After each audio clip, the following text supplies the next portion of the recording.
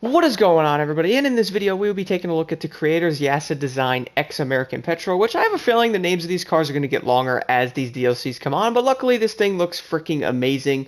When I saw this thing in the trailer, I was very excited to get my hands on. If you're wondering, all you gotta do is hit level 49 in the Motopass to get this car, and you're welcome to drive it there. Luckily, you just gotta level up the pass there.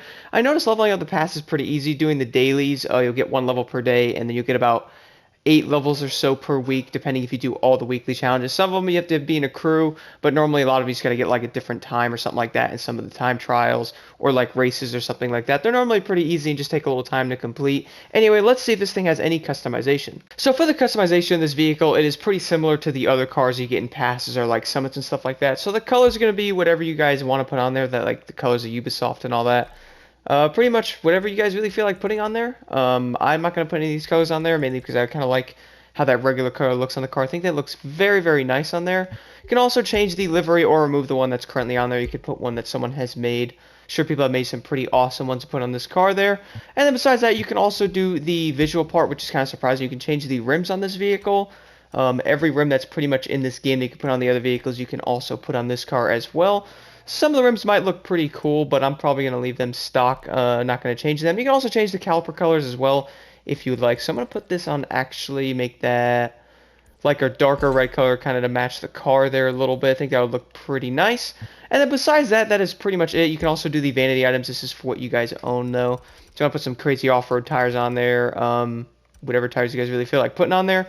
The tires do not affect the vehicle's handling anymore. Apparently in the past, some of the tires actually affect how the car's handled, but luckily they don't anymore, so you guys can throw on whatever you really feel like doing on this, whatever that may be. And you can also put on smokes as well if you would like. And then that's pretty much it, and then jump in and drive this thing. Now, let's go do a top speed run on this thing, on the salt flats and on the highway, because I'm really interested to see how fast this car can go. Arriving outside now, looking at this brand new car here, guys, I must say, this might be one of the best looking F1 cars in the game. I mean, just look at how this thing, like, they did such a great job designing it, like, wow. Let's take a quick listen to it. So it seems the engine sound does seem a little different on the vehicle as well. Now, I might as well jump right into this. Let's go check out the first person mode. This looks pretty interesting as well in first person. Let's just go drive it immediately. So acceleration, red line's at almost 15,000 RPMs there.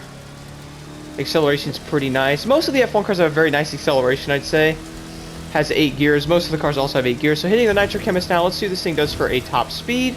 I notice a lot of the F1 cars do about 270, which it looks like this car does 270 as well. So it looks like this thing is not as fast as some of the other ones, which I did mention I would get into a video about that in the future. For the fastest F1 car in the game when it comes to top speed and all that.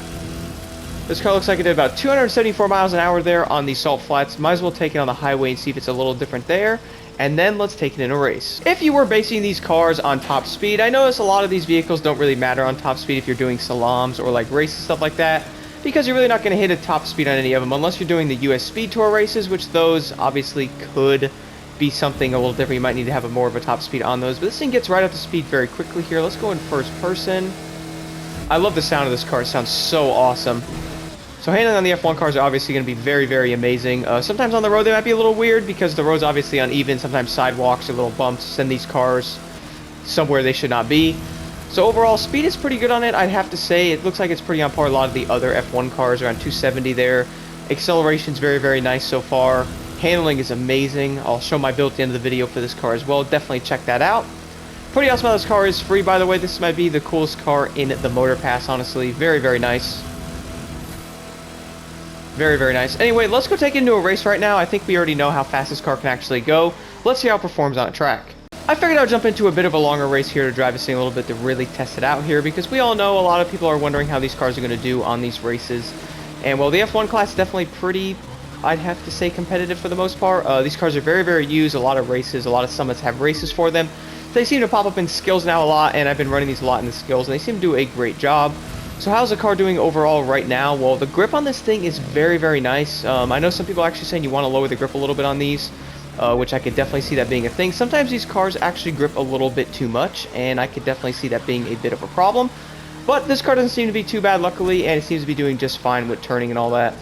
Overall, it is shifting through the gears nicely, and it's accelerating good as well. I normally do run manual on these cars, so if you are running automatic, it might be a little different for you.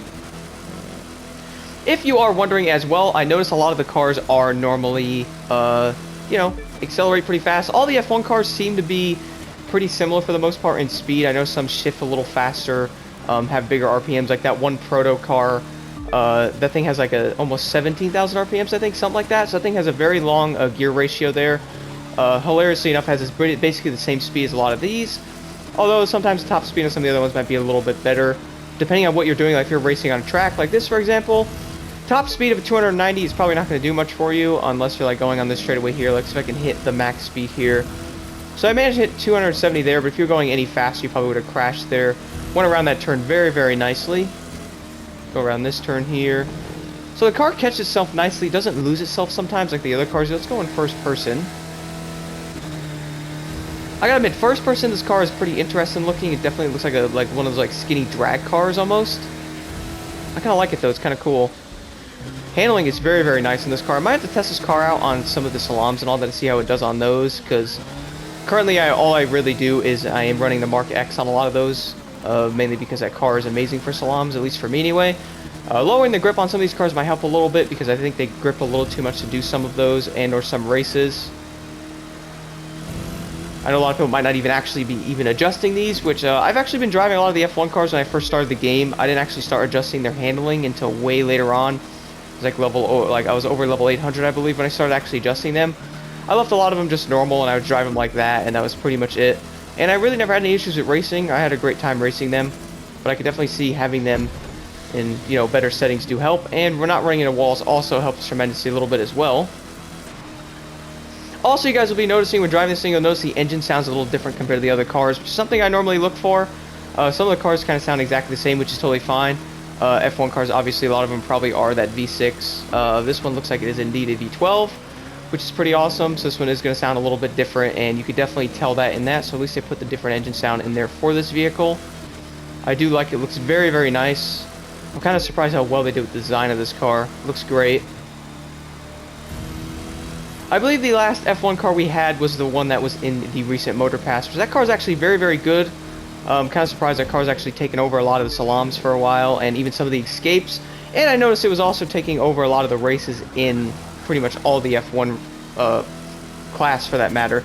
It's pretty much doing the best out of all of them, which is kind of interesting. But I have been noticing maybe we have other cars that are now coming into this, and maybe they'll be able to take that crown a little bit. So it's pretty nice to see new cars added in each class like this, like having that new boat, having a new plane. Now we have another F1 car we can race around here. And so far, the handling of this car is amazing, and it is turning so well. Kind of surprised. Speed is great on it. Doesn't look like it struggles too much at all when hitting the nitrous, which obviously Nitro Chemist will help you get the top speed faster. And having Nitro Chemist on your car, if you guys are wondering, will allow these cars to get to the top speed of over 250. I notice we don't have it. Like much nitrous, you won't be able to get too much faster for too long. Having Nitro Chemist on these cars, you'll be able to hold that top speed much longer, being able to get you farther and stuff in races and all that. It's a pretty big plus. I have been noticing that driving these a lot.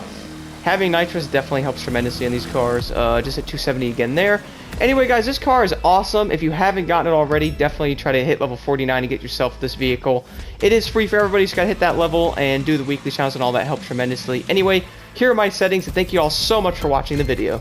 And here are the settings I'm running on my creator's YasidDesign X American Petrol.